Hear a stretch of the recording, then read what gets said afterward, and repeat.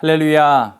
오늘도 하루 30분 예배를 통하여 하나님께서 공급하시는 위로와 힘을 얻는 복된 날이 되기를 소망합니다. 2월 15일 월요일 하나님께서 우리에게 주신 말씀은 에베소서 1장 1절부터 14절까지 말씀입니다. 제가 봉독하겠습니다. 하나님의 뜻으로 말미암아 그리스도 예수의 사도된 바울은 에베소에 있는 성도들과 그리스도 예수 안에 있는 신실한 자들에게 편지하노니 하나님 우리 아버지와 주 예수 그리스도로부터 은혜와 평강이 너희에게 있을지어다. 찬송하리로다. 하나님 곧 우리 주 예수 그리스도의 아버지께서 그리스도 안에서 하늘에 속한 모든 신령한 복을 우리에게 주시되 곧 창세전에 그리스도 안에서 우리를 택하사 우리로 사랑 안에서 그 앞에 거룩하고 흠이 없게 하시려고 그 기쁘신 뜻대로 우리를 애정하사 예수 그리스도로 말미암아 자기의 아들들이 되게 하셨으니 이는 그가 사랑하시는 자 안에서 우리에게 거저 주시는 바 그의 은혜의 영광을 찬송하게 하려는 것이라. 우리는 그리스도 안에서 그의 은혜의 풍성함을 따라 그의 피로 말미암아 속량 곧 죄 사함을 받았느니라. 이는 그가 모든 지혜와 총명을 우리에게 넘치게 하사 그 뜻의 비밀을 우리에게 알리신 것이요 그의 기뻐하심을 따라 그리스도 안에서 때가 찬 경륜을 위하여 예정하신 것이니 하늘에 있는 것이나 땅에 있는 것이 다 그리스도 안에서 통일되게 하려 하심이라. 모든 일을 그의 뜻의 결정대로 일하시는 이의 계획을 따라 우리가 예정을 입어 그 안에서 기업이 되었으니 이는 우리가 그리스도 안에서 전부터 바라던 그의 영광의 찬송이 되게 하려 하심이라. 그 안에서 너희도 진리의 말씀 곧 너희의 구원의 복음을 듣고 그 안에서 또한 믿어 약속의 성령으로 인치심을 받았으니 이는 우리 기업의 보증이 되사 그 얻으신 것을 속량하시고 그의 영광을 찬송하게 하려 하심이라. 아멘. 오늘부터 에베소서 말씀을 함께 묵상하겠습니다. 사도 바울은 3차 전도여행 중에서 3년 동안 에베소 지역에서 전도와 목회를 하였습니다. 바울이 에베소 지역에서 오래 머물게 된 이유가 있는데요. 바로 에베소 교회를 소아시아 전 지역에 복음을 전하기 위한 중심지로 삼기 위해서입니다. 그래서 바울은 두란노 소원에서 매일 성경을 가르쳤고 성도들과 매우 친밀한 관계를 맺으며 교회를 건강하게 세워나갔습니다. 하지만 3차 전도여행을 마칠 때쯤 바울은 유대인들의 선동에 의하여 예루살렘에서 체포되게 되었습니다. 바울은 마침내 재판받기 위해 로마로 도착하게 되었고 가택연금 상태에 있으면서 에베소 성도들을 위해 이 편지를 기록한 것입니다. 당시에 에베소 교회를 비롯한 소아시아 지방의 대부분의 교회들은 그 안에 이방인들과 유대인들이 함께 신앙생활을 했습니다. 그런데 그 사이에서 갈등이 끊이지 않았습니다. 그래서 바울은 교회의 본질을 설명하고 예수 그리스도를 중심으로 일치와 연합을 이룰 수 있도록 신앙 성숙을 위한 편지를 기록한 것입니다. 바울은 먼저 에베소 성도들에게 은혜와 평강의 인사를 합니다.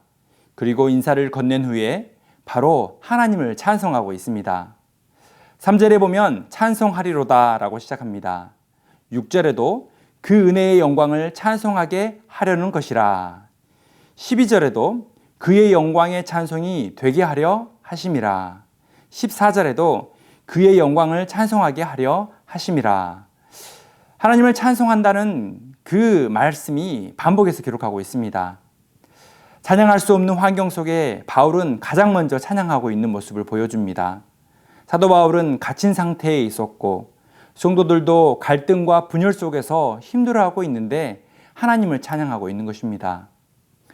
사도 바울은 왜 편지의 시작부터 찬송하고 있는 것일까요? 사도 바울은 갇혀 지내면서 하나님을 향한 찬송과 감사의 고백을 하고 있는 이유가 무엇일까요? 그 이유는 하나님께서 아주 놀라운 일을 사람들에게 베푸셨기 때문입니다. 성도는 각자가 처한 문제적 상황보다 더 큰 사랑과 은혜 속에 있음을 기억하는 사람입니다. 본문에서는 삼위 하나님을 구분하여 하나님께서 행하신 놀라운 일들을 기록하고 있습니다. 3절부터 6절까지 그 기록을 보면 성부 하나님께서 하신 일들을 기록하고 있습니다. 신령한 복을 주시고 거룩하고 흠이 없게 하시려고 우리를 부르시고 하나님의 기쁘신 뜻대로 선택하신 일들입니다. 7절부터 12절까지는 성자 하나님이신 예수님께서 하신 일을 기록하고 있습니다. 죄를 속량해 주시고 모든 지혜와 총명을 넘치게 하시며 유대인과 이방인 모두를 구원하실 계획을 이루어 가시는 분이십니다. 13절부터 14절까지의 기록은 성령 하나님께서 복음을 믿게 하시고 우리를 하나님의 것으로 도장 찍으셨다고 말씀하고 있습니다. 이 놀라운 삼위 하나님의 사랑과 은혜를 체험한 자는 하나님을 찬송하고 감사할 수 있는 것입니다. 특별히 10절에 보시면 하나님은 모든 피조물들을 그리스도 안에서 통일되도록 이루시는 분이라고 말씀하고 있습니다. 하늘에 있는 것이나 땅에 있는 것이나 다 그리스도 안에서 통일되게 하려 하심이라. 하나님께서는 모든 피조물이 화해하게 하시고 회복을 이루시는 분이십니다. 이방인들과 유대인들 사이에 있는 모든 담을 허물어 주시고 그리스도 안에서 연합을 이루시는 분이십니다. 또한 풀리지 않았던 모든 문제와 어려움들을 완벽하게 해결하시고 통일을 이루어 가시는 분이십니다. 지금은 답답하고 어려운 환경 속에 있지만 하나님께서는 하나님의 시간 계획에 맞추어 모든 것을 인도하시는 분이십니다. 그래서 사도 바울은 놀라우신 하나님을 찬양하고 감사하고 있는 것입니다. 그 하나님의 경륜과 섭리 안에서 우리 모두도 하나님을 찬양할 수 있는 우리 모두가 되었으면 좋겠습니다. 사랑하는 성도 여러분, 흥미롭고 감동적인 드라마나 영화를 보면 이야기가 전개되는 동안 계속되는 긴장과 위기의 순간들이 찾아오는 것을 볼 수 있습니다. 이야기의 실마리는 우리가 알아가지만 슬픔과 문제 해결의 순간은 이야기의 절정 장면에 이르러서야 나오게 되는 것입니다. 마침내 이야기는 기대했던 해피엔딩으로 끝나게 되는 것을 우리가 볼 수 있는 것이죠. 성도로 살아가는 우리의 인생도 마치 이와 같습니다. 우리는 하나님의 계획을 모두 알 수 없고 우리의 삶 또한 매우 연약하기에 걱정하고 두려워하며 살아가는 것입니다. 하지만 하나님을 믿는 성도에게는 하나님께서 기록해 두신 마지막 이야기가 있습니다. 바로 우리 주님과 함께 해피엔딩의 이야기를 하는 것입니다. 성도에게는 하나님께서 계획하시는 해피엔딩의 이야기가 기다리고 있습니다.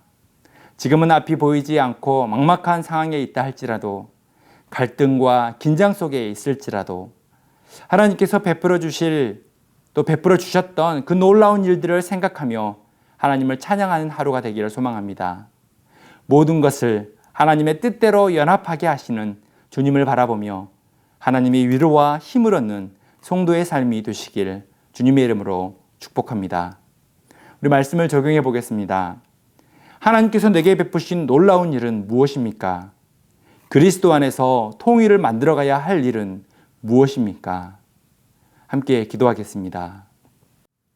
사랑의 하나님, 거친 세상 속에서 문제적인 상황을 크게 보는 성도가 아니라 하나님께서 이미 우리에게 베풀어 주셨던 그 사랑과 은혜를 크게 보고 하나님께 기대하고 소망을 얻는 모든 성도님이 되게 하여 주옵소서.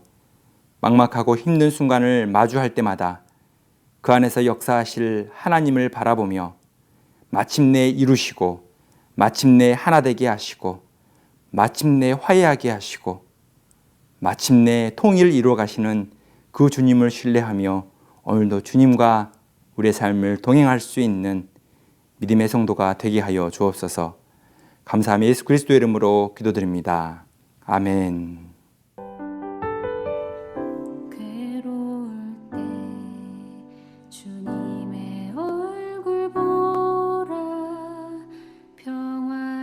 주